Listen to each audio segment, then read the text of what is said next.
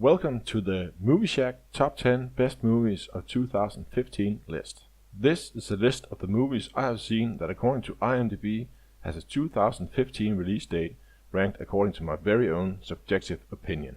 I have, as of right now, watched 105 movies with a 2015 release date. And there could of course be some hidden gems that I haven't seen yet. So please write in the comments below and let me know. Also, just because there are some movies missing from this top 10, that doesn't necessarily mean that I dislike them. There are loads of good movies that didn't make it onto the top 10, and I will give you some honorable mentions at the end of this video. Now let's get started.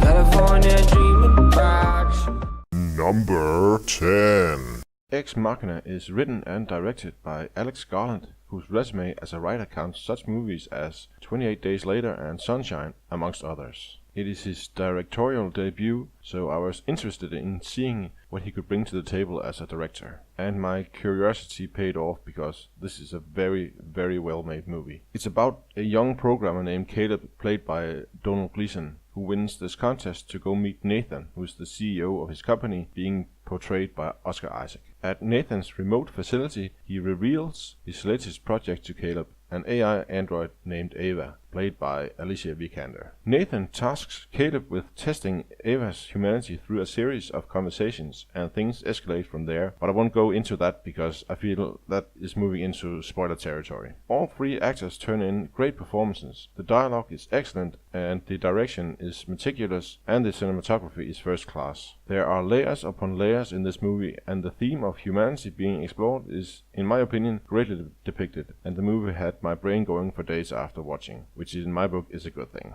So definitely check this one out if you haven't already.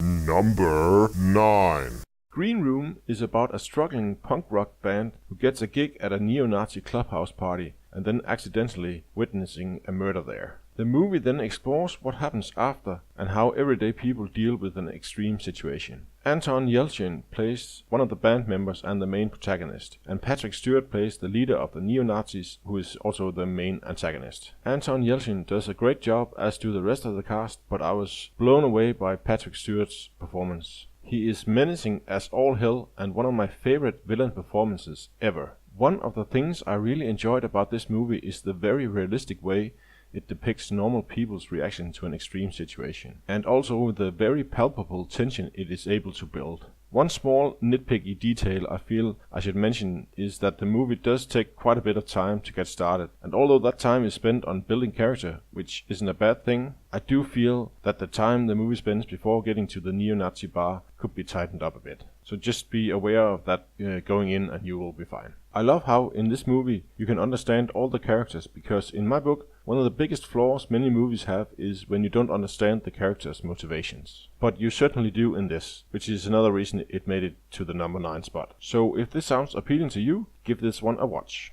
Number 8. The Martian is about an astronaut named Mark Watney, played by Matt Damon, who after being presumed dead gets left behind on Mars. He then has to figure out how to send a signal back to Earth for help and how to survive until rescue can arrive. The movie is directed by Ridley Scott, and it's so nice to see him return to form after a rather lengthy dry spell. Besides Matt Damon, who does an excellent job, the movie also stars a host of other very capable actors like Jessica Chastain, Kristen Wiig, Jeff Daniels, Michael Pena, Sean Bean, Kate Mara, Chiwetel Ejiofor, and Donald Glover. So it is definitely a star-filled cast and a big Hollywood production, which often can spell trouble for the quality of the movie. But I am happy to say it isn't the case this time. I love a big Hollywood movie when done right, and this one absolutely is. It is highly entertaining, emotional, and just through and through a very well constructed movie, and there are a bunch of laugh out loud moments throughout the film. So if you for some reason haven't seen it yet, I hereby give it my big Hollywood production stamp of approval. Go check it out. Number 7. The Hateful Eight is Quentin Tarantino's 8th film, and in my opinion one of his lesser films, but a lesser Tarantino film is still an outstanding movie compared to everything else. The movie is a western set in the dead of winter somewhere in Wyoming. It is about two bounty hunters played by Samuel L. Jackson and Kurt Russell, and their prisoner played by Jennifer Jason Leigh, who gets holed up in a cabin with a bunch of suspect characters. Nothing is as it seems, and some of the suspect characters are revealed to not be who they say they are, and things start to go awry. Almost all the movie takes place in this cabin, and it's fascinating to see what Tarantino is able to do within this space. With this movie you get the, as always, incredible Tarantino dialogue, over-the-top violence, and great performances by Jackson, Russell and Leigh, as well as Walter Goggins. If you like Tarantino, I wager you will also like this, as it is very much a Tarantino flick, and as always with him, you will get a high-quality craftsmanship movie. So to summarize, what you're getting here is a Tarantino movie with all that it entails, and in my book, that's a win. I saw this movie after a string of disappointing movies, and it was such a joy to see such a well-made movie, and if you like Tarantino, then for sure give this one a watch. Number 6. Me, Earl and the Dying Girl is a perfect example of why I like independent cinema. It is a great coming-of-age movie with good performances, story, and it is both funny at parts and heart-wrenching at other times. The movie is about a high school student named Greg, his friend Earl, and a girl they befriend who is dying of cancer. Earl is definitely comic relief and as such does a great job at that, but also takes part in some dramatic scenes without either seeming forced. Sometimes in these kinds of movies the balance can be off when it comes to drama and comedy, but not in this movie, and I would say it goes back and forth effortlessly. The lead character Greg is very much detached from the world as a coping mechanism, which is why he calls Earl his co-worker instead of his friend, as they make intentionally bad movies together. Greg's parents, played wonderfully by independent movie regulars Nick Offerman and Connie Britton, force him to befriend the dying girl Rachel, and it actually works. You really feel for all the characters, and the three leads do a terrific job portraying them, and I wouldn't be surprised if we see a lot more of them in the years to come. This movie successfully avoids a lot of the tropes often associated with this type of story, and that is another reason it is so good. If you like coming-of-age stories, drama and comedy that doesn't feel forced, great performances and independent film, I suggest you check this one out.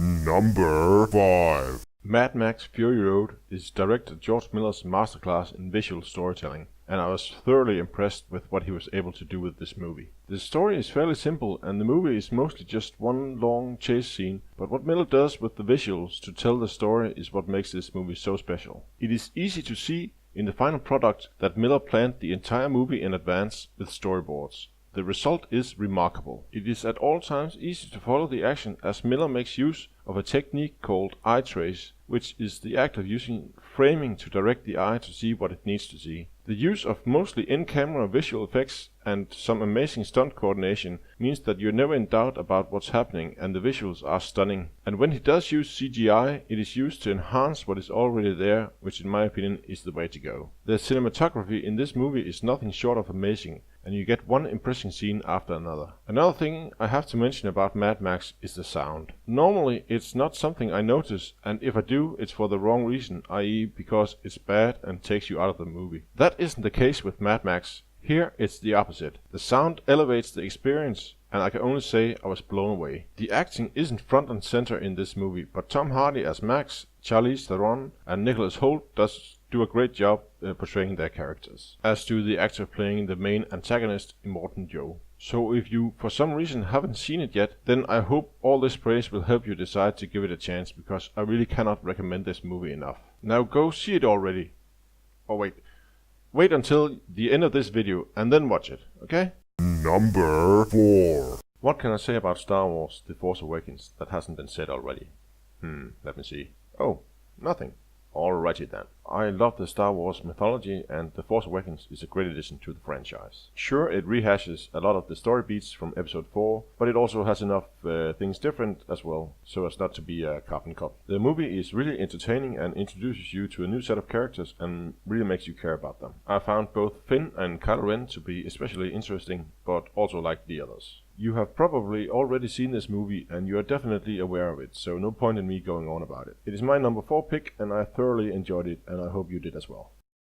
Number 3. What director Ryan Coogler was able to do here with the Rocky franchise is fantastic. and who would have thought that the 7th film in the series would be one of the best, if not the best. Creed sees Ryan Coogler and actor Michael B. Jordan team up again after the impactful and excellent Fruitvale Station they did together back in 2013. And I was truly interested in seeing what Coogler was able to do within the world of Rocky Balboa, and he definitely nailed it. Creed is about the illegitimate son of Apollo Creed trying to make it on his own within the world of boxing. He seeks the aid of Rocky and they forge a special connection and help each other out both inside and outside of the ring. Michael B. Jordan as Adonis Creed does a great job, as he does in most anything I see him in. This guy is fast becoming one of my favorite actors. But who surprised me the most was Sylvester Stallone. I don't remember ever seeing him this good. Although he made a career out of cheesy action movies, I've actually always thought that he was a good actor, and wow does he prove it in Creed. And his Oscar nomination was well deserved, and I actually think he should have won, but then again, the Oscars have a lot of misses. I highly recommend this movie with the caveat that you should have some knowledge of the Rocky story before seeing it. I mean, sure, you could see this as a standalone film, but having the knowledge of everything that comes before just elevates the movie from great to outstanding. Ryan Coogler knocks it out of the park with Creed, and I cannot wait to see what he does next, and this is for sure a director to look out for in the future.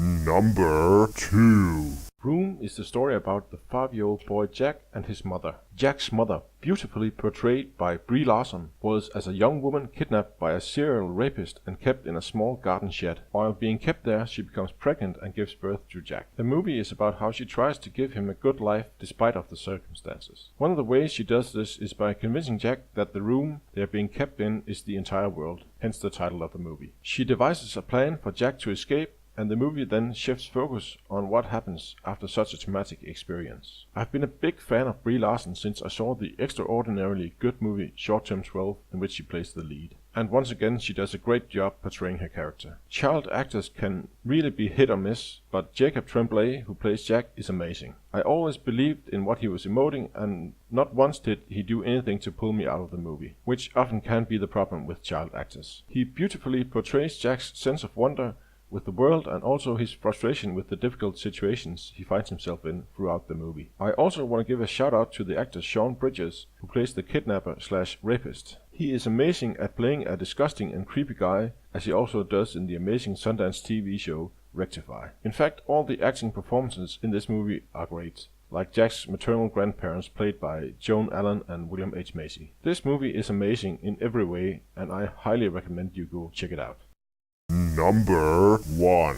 Beasts of No Nation is directed brilliantly by Cary Fukunaga, who you may know from the exceptional first season of HBO's True Detective. The movie is about a young boy named Agu, who is forced to join a rebel army of child soldiers in a fictional war-torn African country. This group is led by the vile yet charismatic commander played brilliantly by Idris Elba. You see how through psychological manipulation, fear and absolute power is able to control these young boys, and it gives a real insight into the situation. Agu is played by newcomer Abraham Atta, and he does an amazing job, and I will be very surprised if we do not see a lot more of him in years to come. The whole Oscars so white hashtag could easily have been avoided by nominating both Idris Elba and Abraham Atta, and that the movie didn't receive a single nomination is proof to me that Oscars are not about what is best, but what has the best campaign, and of course politics. This movie is well acted and directed and has some beautiful scenes both visually and story-wise. It is an important subject and gives some insight into it as well as shines some light on a topic that seems all but forgotten in this day and age. Beasts of No Nation is, given the subject matter, of course very heart-wrenching, but actually accomplishes to end on an uplifting note. This is a must-see movie and my absolute favorite of 2015, and as it is a Netflix original, you can go see it right now, provided you have Netflix, of course. So if you're in the mood for a heart-wrenching but amazing movie, go to Netflix and start watching.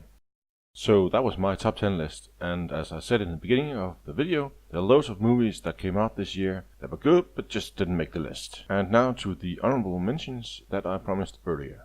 First up is a Swedish movie with the title A Man Called Ove, so if you're okay with subtitles, then I would definitely recommend this. This is the movie closest to getting into the top 10, and I really struggled trying to fit it in there because it's truly a great movie. It's about this old grumpy guy called Ove who recently lost his wife, and how he through his new neighbors finds meaning in life again after being dealt a really rough hand by fate. So if a movie which is equal parts uplifting and heart-wrenching sounds like something for you, I recommend you check this one out.